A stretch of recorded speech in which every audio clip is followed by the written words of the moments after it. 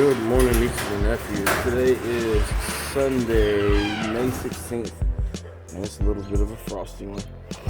Alright, so we're about to do a little cut, mow, blow, and go. So, just taking all the tools out. That way it minimizes my time in and out of the garage. And we're going to get this thing on and popping.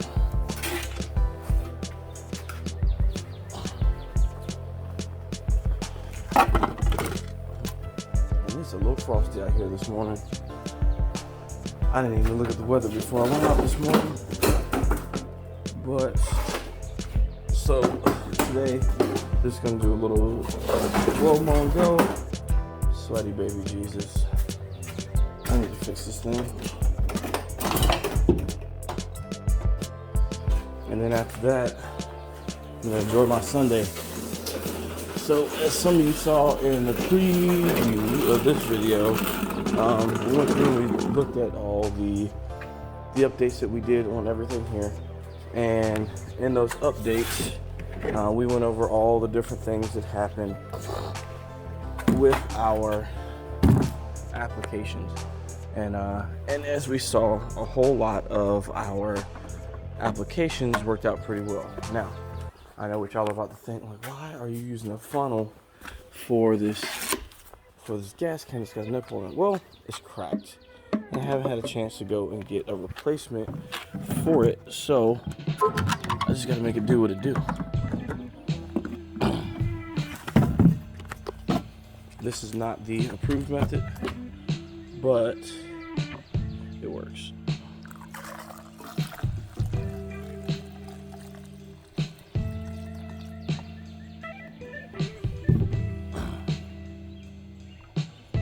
This is where we need to be.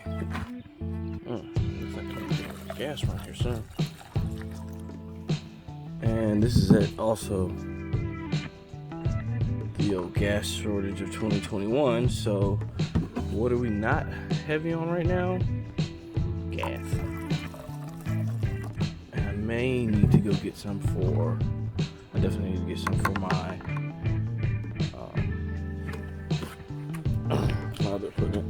Bought these two a couple weeks ago off of Facebook for $125, which isn't bad. They're both Craftsman, respectable brand.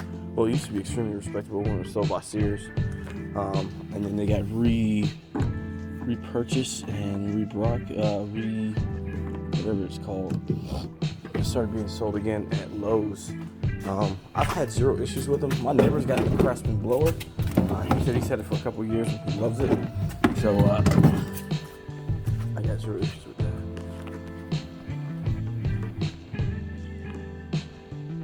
Can't seem to find my headphones this morning, and we will be okay with that. Alright, so some quick things to note. So this is one of those mowers. This has got the Honda GCV 160 on it. It's a single overhead cam. I think it's like 70. It's 160 cc's. It's got the auto choke and the start assist on it. So generally, it's about 1 to 2 pulls to get started. I've been really happy with this. As you can see, that tire up front right here needs to be replaced. It's about time. But I'll get to that soon enough. I'm really happy with this mower. I bought it off of somebody else on Facebook for like $115. So it's nothing exorbitant, but it does the job and it gets things done well. I already mentioned these two, and I've had zero issues with them either. Maybe 1 or 2 pulls to start, and we're ready to fight. We're in the game. So since I don't have my assistant this morning, I'm gonna go and do all So what I like to do is I go trim first. After I trim with the string trimmer, I'll come back through, and these beds, my beds look decent today, so I'm not even going to do them. Normally I would go through with the stick edger that I've got and do that, but it's not even necessary. I'll get back there along the fence. I'll get back there along the wood line. And then from there, I'll go through and I'll decide on what my pattern is. I remember my pattern last week was diagonal. I may just do a standard pattern this week. It all depends on how I feel. And then we're gonna bust all these up as we cut. It'll be what it is. I gotta get these pine cones out. So I like to go through and just find all the stuff that I don't want to chop up, like these sticks, these pine cones, and throw them out here in the woods. But also use this time to kind of evaluate what's going on. So this is my Bahia Hill. At least I think that's what they planted back here. Normally, if I don't cut for a week and I come back here, this is generally mostly weeds. But as you see now, it's almost all Bahia, which is great. Great. It means that the weed and feed that I put down and also the weed killer that I put down is taking care of these weeds. And as you can see, this dandelion, how it's already starting to shrivel up. But if you see here, we got some little friends on it, already eating it as it's breaking down, which is a good sign. All right, so I'm almost done with the front part, and this is that dad strip. I think I messed up on my measurement just a little bit, but this is also another reason why I like cutting in the morning. I got my lines down. They're not going to look as vibrant as they do when the grass is dry, but this right here is that last little bit, and I'll have to do some weird little shimmy just to finish this up. But this gives me an indication of how the rest of my day is going to go. We're going to have some fun. All right, guys, here we are at the end, the dad strip. Want to come on with me? Let's go.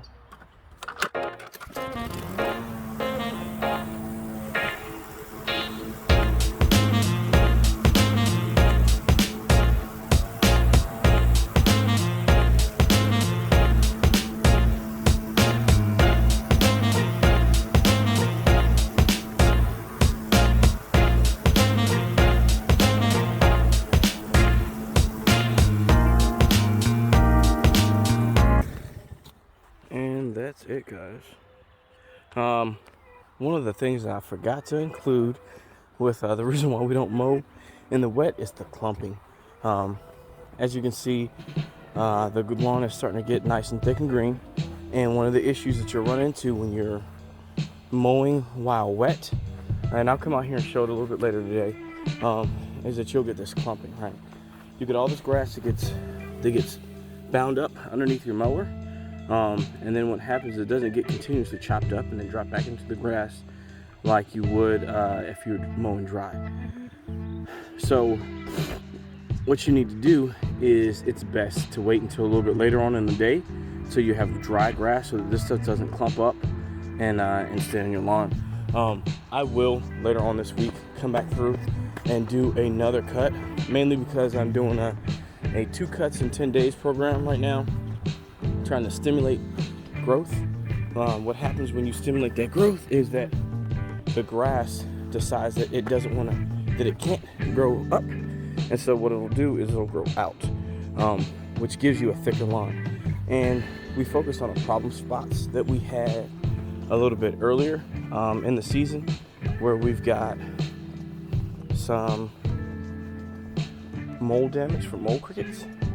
And what I'm encouraging the grass to do is throw out some runners up here and cover in these spots from the damage of the mole crickets. And that was the reason why I mentioned in yesterday's video, or the video prior to this one, that we don't really concern ourselves too heavily with the mole cricket damage because Bermuda itself will repair itself. It's like that kid that you tell, hey, don't do that. He's gonna do it anyway. So if you want to encourage it to stay out of your beds, the best thing you can do is just to manually discipline it as often as possible. So this grass over here has been pretty steady about not climbing into my beds, even though we got a little bit right here just to prove me wrong, but it's not been that bad. I enjoy these moments in the morning. If you listen back here,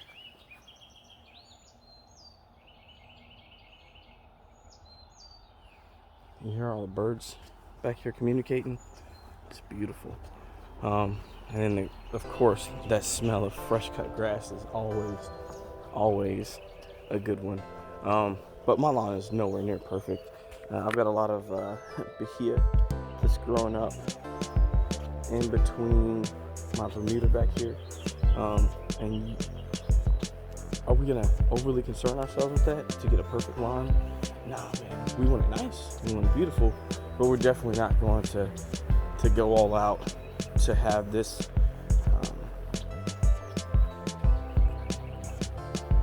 irrational interpretation of what perfection is. So thank you guys for coming along again this week with me on this journey. If you guys have any questions, please drop them in the comment section below.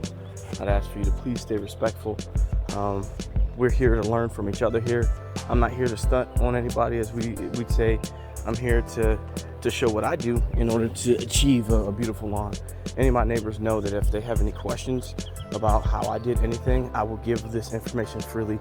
I have no intentions on being,